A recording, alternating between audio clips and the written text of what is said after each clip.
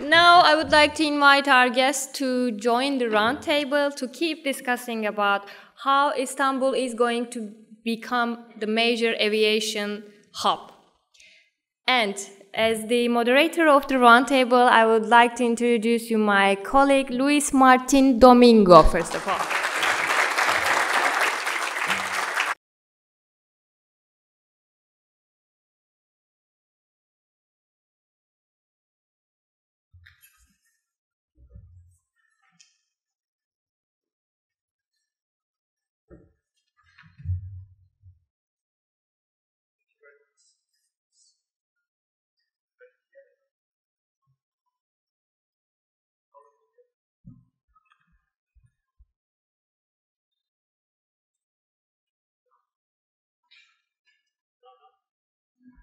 I think we need some now. Maybe we can check. Can you check? Hello? Yes? Hello? Hello? Hello? Hello? Yeah, yeah. Hello? Yes. Hello? Hello? Yeah. Yes. Hello? Yes, okay. one. We are ready. Good. Technology works, so we can be ready for this aggressive transition. Actually, I think the last question, well, during this roundtable, we are trying to answer some of the open questions we had before, some comments, and so on. I promise I won't be very long, because after a few hours, I mean, you are late, you want to be back home, so we try to be not very long. But one of the things connected to the last question I want to mention is the transition. I mean, we were talking about the opening day, which is like the D-Day or the Key Day or whoever. But I think before that, we are having these 3 years of capacity problems and so on. So I don't know, how do you think Istanbul should handle this transitional period until the new capacity is being released in order to keep up with the high growth of Turkish Airlines and so on? Maybe our Gökhan. Yeah, I mean, as I mentioned, DHMI, I mean, there are several components of airport capacity. You know, there is runway capacity, there is apron capacity, there is taxiway capacity, there is terminal, there is even landside, like access roads. Everything except the terminal is under the scope of DHMI, State Airports Authority. And as I said, they have done a remarkable job in the past years to increase the airside capacity. And we think and we know from international benchmarks that they still have more room to go. So I think they will keep improving the airside capacity. As I mentioned, one potential bottleneck was the apron capacity, was the airport parking stands capacity. And they are aggressively investing in it. They are adding 43 additional parking positions to the airport at the moment. From the terminal side, as I mentioned, the big driver growth is the transfer passengers. And for transfer passengers, we basically started a new investment project, which is going to add 4 wide-body passenger boarding bridges or 8 narrow-body passenger boarding bridges, which will also allow new security points for transfer traffic.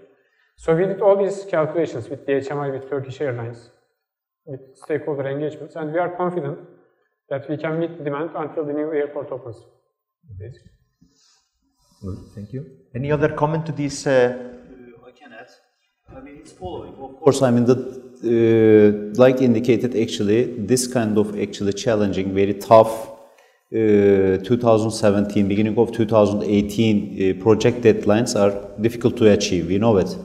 The Ataturk airport, if I'm not mistaken, at the privatization in early 1996, I mean, being given 30 months something, and after that in 22 months it being constructed. The Sabiha Gökçen airport, the state gave also 30 months. And it being constructed in 18 months. And of course, it's not only the construction, there exists also operation, master planning, business plan, commercial plan, the design, and also interconnected, a pure communication with all governmental bodies. It's not easy. However, if there is actually the power and encouragement actually to do that, I believe at this country especially, in Istanbul, we can do that. We have to believe, we have to work for it. I mean, there needs to be actually too much work. Of course, from 9 till 5, if you work and if you shift, if you make a proper planning, and after that, even actually 15 years is not enough for this kind of big infrastructure. This infrastructure project is commonly acknowledged one of the biggest all over the world at the moment. However, you have to start, you have to accelerate, you have to keep going. We did it many times at different countries, and also good, capable Turkish companies are doing it well. And in terms of the operation, we believe to the Turkish aviation industry and also our expertise, global expertise that we are going to bring. And also we are also believing you. If you are at this time doing your studies well, and after that you will be a part of it. Okay. Actually, I would like to add something about the current airport capacity. And actually, as a IATA, we are dealing with the many capacity problem in terms of, especially for the terminal passenger, because using technology also improve the capacity of terminal, especially if the passenger doesn't have any baggage. Because in Turkish people and actually all over the world, mobile phone usage is actually increasing rapidly. And the IATA has some solution about like fast travel in order to increase the usage of kiosk, and for the passenger doesn't have especially for the baggage. And it also helped the current airport and the Turkish Airlines as well to actually coping with over the next 3 years for this situation. Could I just add something generally? Obviously, I don't know the experience of Ataturk, but I would agree that, you know, one of the ways to actually try and make the best use out of any capacity you've got is obviously using technology, but also to ensure that all the different stakeholders that are at the airport work together as much as possible and share information as much as possible. And there are some examples of other airports throughout the world where lots of the stakeholders will be very much involved in ensuring that they can get as many passengers through as possible, and then there'll be a bottleneck. And your airport is only as efficient as that last bottleneck. So it's a question of actually, and I'm talking generalities because I don't know the situation in Ataturk, but it's a question of actually making sure that everybody at the airport together is working together, because airports are unusual in that respect, because you have many different bodies. You have the shops, you have the government agencies, you have the airlines, you have the airport operators, you have many different government bodies, and you only need one of those, or not government bodies, different bodies, you only need one of those to actually not be going along with everything else for all your strategies to go wrong. Vildan, do you want to add something? No, but maybe I may ask you something that you said that mobile applications are not, we don't have any examples. But I had an experience 2 years ago. I tried to get one of these European projects using the mobile phones from home to airport to eliminate these congestions, the roads, and how can you keep it quickly, and the last come in and the first served, something like that. We do have examples. They said we lost the project. We couldn't get any investments those European countries, but I guess they have these examples. It's following. Maybe I have to recorrect myself. I mean, there exist some samples. I mean, last month we were at the Paris event. I mean, Passenger Terminal Expo, one of the biggest, and also we are the sponsor of ACI this year to be held in Istanbul. And all the aviation industry there, including the US case, the Asian market, and the Hong Kong case, Incheon case, Changi case, Dubai case, Abu Dhabi case, Amsterdam case, and we are following all of them. There exist good applications and visionary, especially from the European and also American market and Asian market, surely. There exist good practices, but we want to implement better, or which means, you know, optimal practices. I mean, very, very nice practices, because such a big simulation cannot be managed without having necessary proper technology, upgraded technology. If there is no any, we are working with some consultants from London. We have some consultants from US. You don't need to benchmark. Retail, exactly, retail consultants. and also marketing consultants. We are shaping it. We wanna introduce to the sector some good, nice first to develop practices. This is what I'm saying. Thank you. Maybe we can move to the connected. Anna was talking about three main types of expansion for airports: expanding an airport, to build an airport, and to multi-airport system. Actually, I was just commenting on the break that maybe in the case of Turkey we have a kind of a mixture of both. So because it's a big new airport project, but also we are having a multi-airport system now, and it will be in the future. So what do you think, having this multi-airport system at the moment, will have like different companies, different operating companies running both Sabiha airport on the Asian side and Ataturk on the European side? Is this the right setup for now and also for the future? Very clear answer, very fast answer, no. We cannot do that because we simulated many times. The Ataturk airport, even actually we have all the assessments and we observe very good because Ataturk is such an test environment. I mean, all the sector is practicing there since many years, and also we are experiencing from Ataturk the good cases and very difficult, tough cases. They do a very good job, but hourly basis, just forget about actually the air side or the terminal operation or the car park operation. At the entry, if I am not mistaken, not less than 3,000 at the peak hour, 3,500 vehicle approaching to the Ataturk airport, to the entry. And based on our simulation, we are calculating at the moment 17,000, 18,000 vehicles can be also having an access from the entry. Which means, do you have the capability to increase 6-fold at the initial phase? After that, 10-fold the entry of the Ataturk airport. No, you cannot do that at the city of center. But just one thing, because what I meant, like this is just one example. I can give maybe 20 more. That's why the congestion itself is not only the runway congestion. It's a pure, such an theoretical discussion.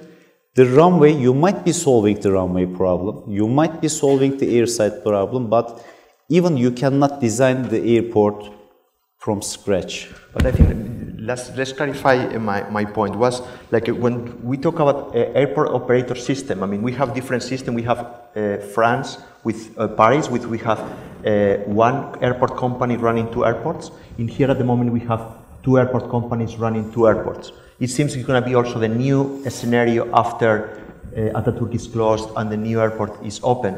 My question is that the right setup to have 2 competing operational companies competing to each other at the same city? I believe yes. I mean, because to having such a big hub relevant airport and also the strong flag carrier Turkish Airlines will be getting centralized at our airport, but also using respectively Sabiha Gökçen airport, there exist benefits. Both airports will be benefiting from each other, which also with the 3rd bridge, there would be the possibility to get connected to these 2 airports. However, the low-cost strategy, we will be taking some, they will be taking some. Both airports will be serving well to the city for the point-to-point and also for the transit. And there would be from the Sabiha the richness, the allowance to go to our airport, if I'm not mistaken, in 30 minutes with the railway system, and in early 2020s. And as an aviation question, to come to the point, whether this has to be complementary or has to compete each other, it is better to compete each other. And what are your other views? Can I just again give the international perspective on this, because and I hate to talk about the UK, but we've had a lot of arguments about, we had an airport system run by one company and then it was split up, and I think the arguments, as you rightly say, the arguments are in terms of if you want the airports to compete, or if you feel that there are some real benefits in actually having one airport operating a number of airports. And there can be benefits because there are economies of scale, there are strategic planning benefits and other benefits for having the airport company operating more than one airport. An example I can give away from Istanbul is actually in London, where our London airports were run by one company for many, many years, from 1987 up until a couple of years ago. And they were investigated many times by bodies, and the bodies looked at the advantages of running them by the same airport and splitting it up. And eventually they were required, the operator was required to split up the airport. So we now have our 3 major airports in that system run by other companies. And I think most of the people in the UK, most of the passengers who go through those airports and most of the airlines would actually say that actually, since they've been split up and have different operators, it is a much better experience, and actually the whole of the air transport industry is better off. So that's a sort of real life experience, and going from one to the other. It is London, it's very different from Istanbul, but all those arguments were aired a lot and people debated them a lot, and that was the result that we had in London. And also, I can add that the Istanbul currently is a 14 million population, and I think it's enough for 2 airports for the catchment areas. When you look at the Sabiha Gökçen, that's a unique catchment area, and the new airport will create its catchment area as well. And for the actually point-to-point passenger in Turkey, the average age about 30 years old, and disposable income is increasing, which means that the international trip per capita will increase over the next 5-10 years, which create new demand for domestically as well, unlike for example the Gulf, the region. And I believe that it's good for the airline as well, because airline also need a better service, and the competition always create the better service. In the case of Gökhan, maybe in your case, it has been healthy, this competition during this period? Yeah, I mean, we have been competing with Sabiha Gökçen for so many years, and I think competition is healthy, as other panelists mentioned. But in Turkey, there are certain mechanisms in place imposed by the State Airports Authority, because the tariff structure is clearly set by the government, by the State Airports Authority. So there is a certain passenger charge level, there is certain landing charges. So even if one company, I mean, I'm just giving a hypothetical example, even if one company managed both Ataturk and Sabiha Gökçen, that company still wouldn't have room to inflate charges as much as it wants or so. So competition is good, but there are, I think, certain regulatory mechanisms in Turkey that would at least minimize there is not a real competition. The disadvantage of having one operator operating 2 airports. But it's a hypothetical issue, as I said, because. Okay.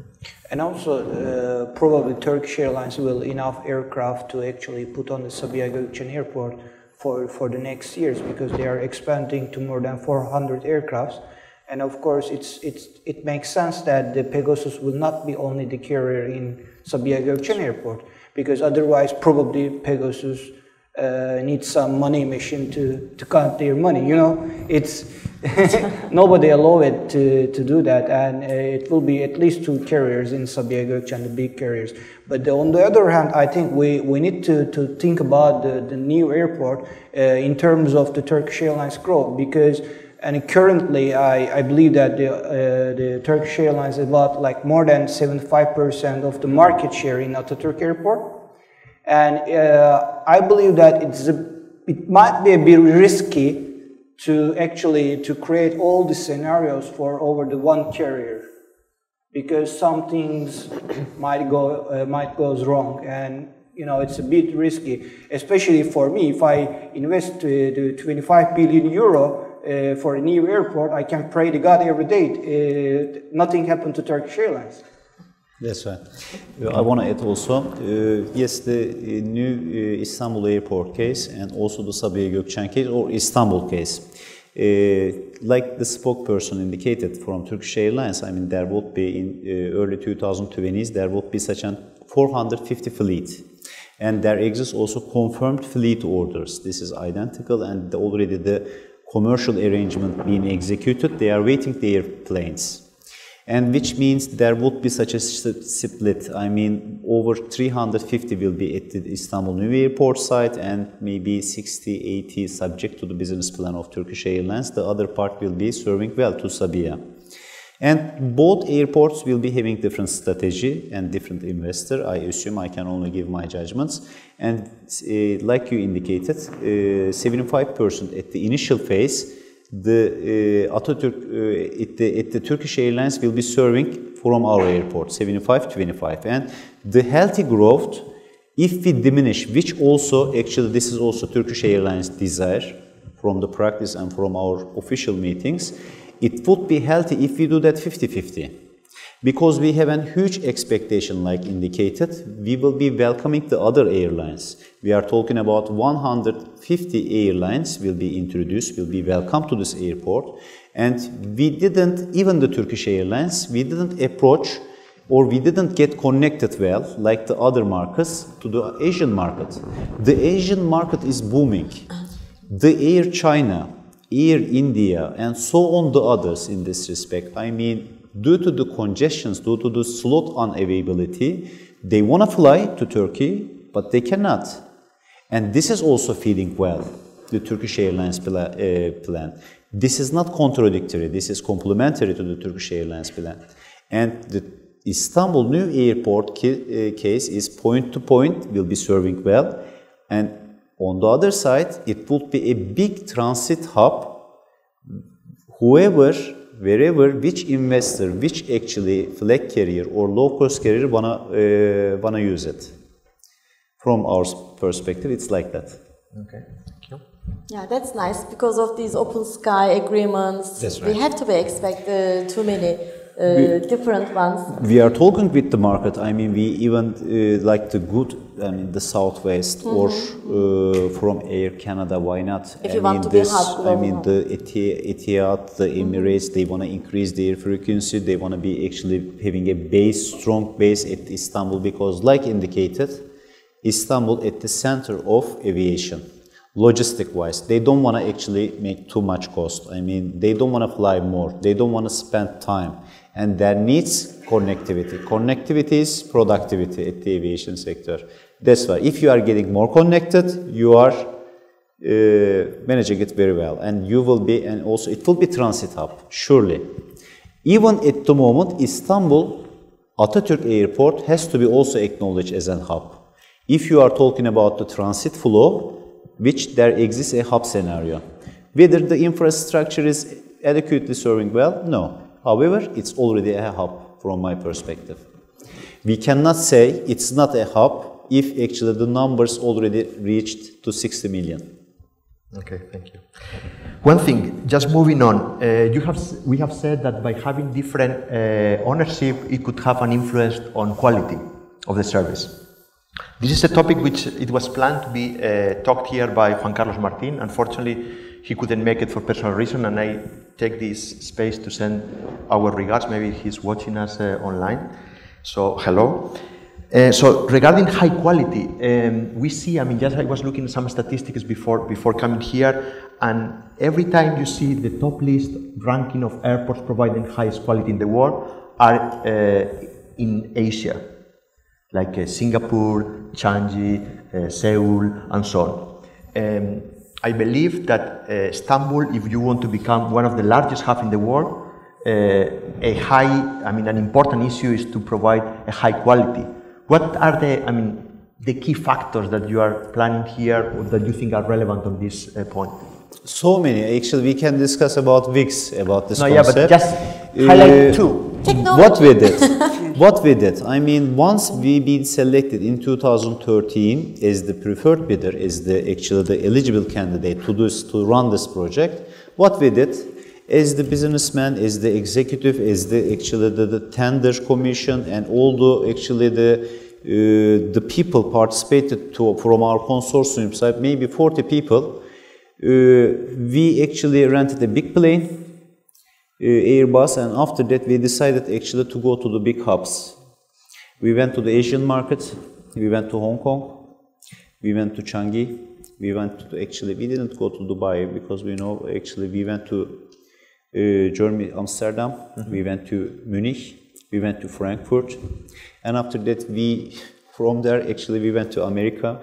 We saw several practices, good practices like the Atlanta case and the New York case, JFK and so on. And after that we started to have a benchmark. We analyzed all the airports, there is no benchmark for this airport, but all the relevant airports, including Heathrow, being assessed in terms of many ways, in terms of terminal, in terms of runway, in terms of airside configuration, in terms of car park, in terms of cargo logistic, in terms of actually the check-in islands, how we are going to manage actually the baggage handling system, so on the others. So benchmark. Benchmark is you use like everything is simulation. Everything is whether it's an up and running, and also this configuration, this terminal configuration, we truly believe is a very adequate one. We trust, 90 million capacity terminal with the business plan, but we have to be careful. The important thing for the airport developments, as an expert or developer since many years, at different kinds, I would say only the flexibility. You might be introducing the technology might be getting actually very old-fashioned within a couple of years. You might be introducing actually a big, very nice checking system, and it might be another airport developer might be actually upgrading it with a couple of years. Yours might be old-fashioned and also old style. That's why, even today, in 2015, till the opening, beginning of 2018, let's assume, in 3 years' time, how we would end up with the business plan is a very key question. We have to be flexible. If you are flexibly integrating your master plan, your business plan, your design, after that, surely all the upgrades can be managed well. This includes many actually theoretical discussions indeed. However, we wanna do that, and from our practice, the aviation having such an historical path. In 2015 till 2020, within this 5 years, there would be too much technological improvement. It's not happening all the time. Sometimes actually within each industry, this is what we actually believe, what we actually noted from the aviation market. There exists continuous improvement. Everybody is introducing something. Even the KLM and Air France, at the moment at Amsterdam Schiphol Airport, doing for the check-in islands something visionary. They want to actually totally change the game. We are noticing, and we are even actually, we want to cope with these requirements, whether we can also do that. And this is a big story, but I would say what would be new? Of course, whatever available at the market, will be technology-wise will be there. It would be a transit-driven design, and which means the passenger circulations will be perfect. The airport will be commercially, from the design and also vision point of view, business point of view, will be very visionary and also commercial. And it would be a convenient environment to fly. People will be, especially the local people, the Turkish people, will be proud of it. It's not only the roof thing. The roof is the bottom line of the project. Thank you, Mertol. Sorry to let's get just one key thing that you think for airport quality. Yes, no, I think I will try to be brief. I think that maybe service quality isn't the way that I would come to it. That I would put the passenger, when we're talking about the terminal, and I agree with a lot about the processes you're talking about, but I would put the passenger there, and it's the passenger experience. And I would see what the passenger experience is, rather than looking at the individual bits, and sort of look holistically. And I think, particularly with somewhere like Istanbul, and I think this is where some of the Asian airports have got it right, is that they actually look at the passenger experience, and they look at an airport being a travel experience, and being a sense of, and giving a sense of place. Because we all know, I'm sure us, some of us have travelled, we can go to some airports and you don't really know where you are. But a lot of people who will be travelling through Istanbul, either point to point or on transfer, they will be tourists, they will be people who want to travel. And so for an airport that will get all the systems right, which is crucial, but also to get that differentiating factor, which I think some of the Asian airports have got, so that you do feel that it's an airport, it's doing all its process, but it's actually got a sense of place. So you've got a more intangible feel to it. Now this is much more difficult to do, but I think that's what gives the airport that advantage, to be able to mix together all the processes and everything and using all the technology, but to actually get some kind of sense of place, some kind of, if you like, unique point that it can actually try and get, so people know this is Istanbul Airport, rather than any airport that's got the same shots and the same processes. Thank you. Any other one key point for airport quality, you think? I jumped technology, but again I say the technology, because the examples that you gave, the newly developed areas, that the matured European and USA market, comparing to this, they are newly developed and everything, the technologies are new, so we are going to match with these technology, new ones, and the new system with this quality. Thank you. So I agree with all of these, but there's one more critical element that's kind of also intangible, and this is something we infer from the statistical analysis from the surveys, because we continue to make surveys in all our airports, and then we do statistical analysis to see which factors actually influence the overall passenger satisfaction. And one of the key elements is the attitude of the staff. It might be the security people, it might be check-in people, it might be the police. That's really key. And this is something almost impossible to change with technology or infrastructure. So there has to be continuous investment in that element. This is why we started a new company called TAV Academy a couple of years ago. They are training more than 10,000 people per year at the moment, and we have more than 60 trainers. I mean, in-house trainers training all these people. So I think that's a very key point, and that takes some time to develop, basically. Actually, I agree with Mr. Gökhan, because it's the same example in the airline industry as well. For example, airlines actually produced a flatbed or maybe 10 years, 15 years ago, and everybody can easily copy it. The copy of technology, which is very easy, but the human factor is not the one who can easily copy it. You can, for example, compare with Singapore Airlines with the other airlines in terms of cabin crew attitude, which is not easy to create such an attitude for your staff and to actually keep that level for the airport as well. Thank you. So this leads me to the last question, and I promise to finish with that one, which is a skill still required. I mean, I can imagine that when you are talking about a potential capacity of 150 million passengers, you need a lot of staff, well trained, and I mean, here we have our students that are they are getting ready to come out to the market.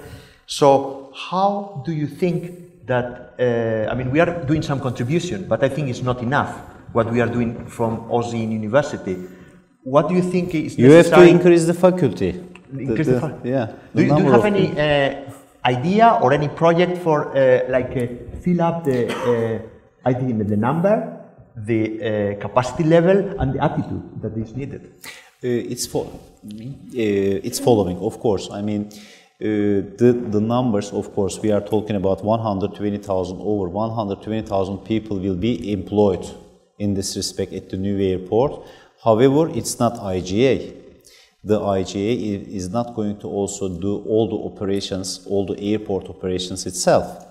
Like indicated, we also trust to the Turkish aviation industry. I mean, we will be actually the airport operator first. We will be making the airport up and running, but we will be introducing many cooperation partners, very contractors, and including the THY. This also includes 120,000, the Turkish Airlines pilots and cabin crew. And we assume actually if there exists 5,000, 6,000 cabin crew at the moment at Turkish Airlines, this number will be at the new airport 15,000. It is following how we are going to achieve. Of course, we have to, I mean, from the, like the academy thing, actually, with the universities, there would be a smooth, actually, such a cooperation. That's why their students, actually, as a top executive of the company, I gave my time in order to actually create an empathy, in order to actually show our seriousness in order to actually welcoming you this kind of projects, in order to actually say to you that you did it well, it's a very good business, very attractive business. All of in your whole life, if you work for the aviation industry, you will be proud of it and you will be not sacrifice. You will be maybe working hard, however, you will be a part of it, proud of it.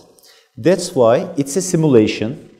Just one example, the duty-free business. We are not going to do duty-free business. The duty-free business is being given already to a big duty-free group, Heinemann, the German. Also, the Ataturk airport being managed by Heinemann Group. Very visionary, a big business plan. We already subcontracted. We will be the regulator and also the concession holder. The same applies for some business lines, and some of them will be taking care of us, and I believe it is manageable. We are not talking about 30,000, 80,000 IGA employees. It's not necessary. The aviation industry is there, and it is manageable within this time, in this respect. Other ideas or suggestions in this respect? Sorry. Please. Yeah. Actually, I would like to mention about something IATA Training Development Institute. As an IATA, we have a IATA Training Development Institute, and we are working with universities in Turkey as well. We are trying to cooperate with the universities to create some sub-programs, and the student can focus on some areas like airport management or ground handling management or airline management. And we are offering them some courses, distance learning courses, to get a diploma from IATA, and it's very valuable for the industry as well, because as you said, from maybe 1913 to 2013, there is 65 billion passengers carried by airlines over the last 100 years. But over the next 15 years, the same amount of the passenger will planning to carry, which means that the traffic will be the same over the next 15 years with the last 100 years, which means that we need people to cope with this, situation. And that's why I believe that the IATA also will help the companies, the universities, in order to give the training and to deliver this kind of trainings. That's really, I want to say this because I can say very positive things in this part. We are talking about this quantity and quality because it's the traffic is increasing, we need employment. This is our responsibility as an academician, universities, but sometimes we do mistakes, I guess. Not a very qualitative personnel we can do this. We have to work on it, I guess. Like maybe more close to the industry, every university, because it's a so popular industry, they try to open these departments, but we have to discuss this and we have to work on it. Just a general comment, and it's not directly related to it, but my experience is, particularly looking at the student population, often is that students have got a lot of skills and a lot of qualifications, but they tend to be, there's a mismatch between the skills and the qualifications they've got and the jobs that they actually apply for. And certainly my experience is that many students, perhaps not as knowledgeable as you are because you're studying aviation, but students who maybe have got a more general background in business or something like that and they want to go into the aviation industry, they will be very much attracted to the airline industry because it's seen as the sort of the glamorous part of the industry. And they will be unaware of the fact that there are many jobs within the airport industry and other connected sectors which will be just as useful for them and they will have the skills for that.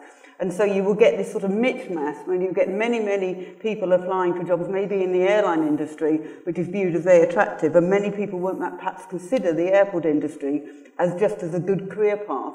And I think that's obviously the responsibility of the industry with the educators to make sure that the students are aware of all the different paths that they can take. Because after all, once you're in the airline industry, it is easier to shift to the airport industry. And actually having an overview in your career of actually working for airlines and airports can only be beneficial for the whole industry. So to promote a little bit more the airport industry within the aviation industry.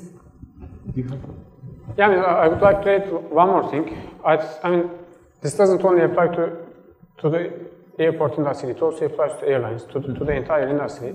There has to be, I mean, all companies have to adopt a lifelong learning process, basically, which should be based on measurements. I mean, you need to continuously measure your service level to identify what are the gaps. Is your employees doing something wrong consistently or systematically?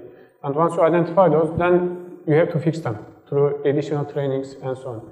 So I think the entire industry should see this as a continuous journey going forward, since the demand is picking up so fast, and it is very hard to sustain quality in such a high growth environment. So it's a continuous journey. I mean, the university, you are doing a great job. It's the starting point of it, but companies are also responsible for sustaining a certain quality level going forward. Well, I am coming from the industry, and one thing which I find challenging is to put a bit more close together, which is the industry and the academia, the university. In my experience, we should more close to each other, which it doesn't happen that often. And well, I am trying, but it's not easy. I mean, we have two different worlds, and so, I mean, here we are. I mean, this is maybe an invitation for trying to educate our students, but also please feel free to come over to try to ask us about some special projects and so on. We can make paper planes, we can do wonderful tapas and many more things. So don't hesitate to ask us for anything. So welcome, and thank you very much for coming here today, for taking the time, preparing your presentations, coming here. It has been a big pleasure to have you here. So I think we can move to finish the next section, so we can finish the section. But thank you. We thank you.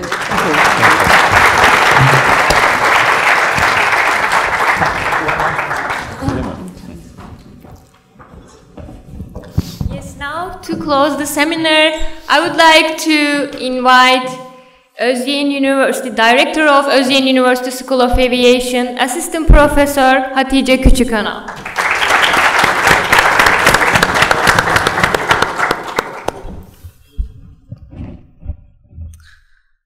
Well, we had today a very intense seminar, and actually back in October 2014, we were having a meeting in our school, and the idea of organizing a seminar on this topic came to in our mind.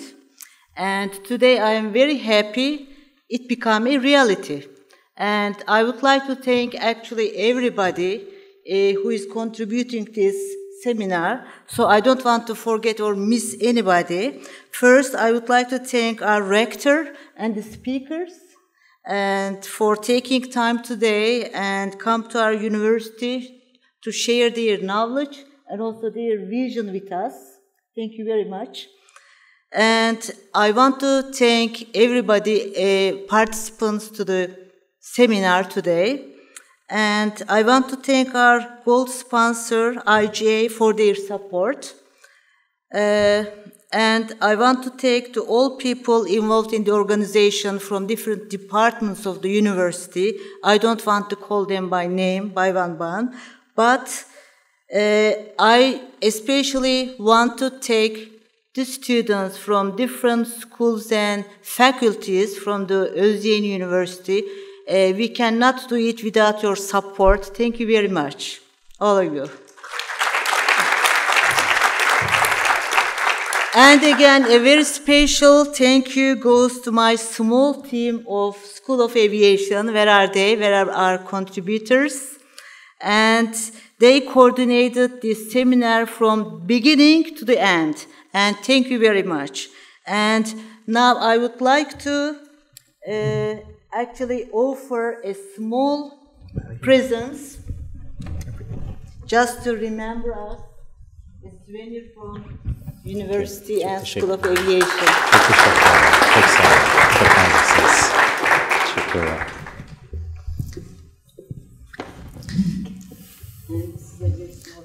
Thank you very much. Thank you. Thank you.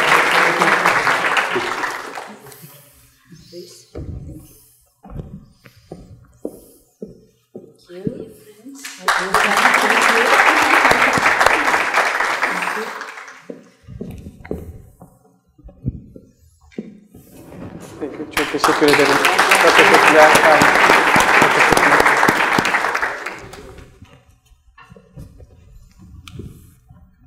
Çok teşekkür ederim.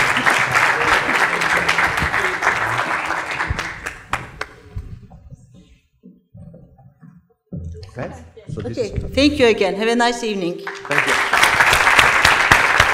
So thank you very much, and we are looking forward to having the second edition of Istanbul Hub Seminar next year, and hoping to see you there. Thank you.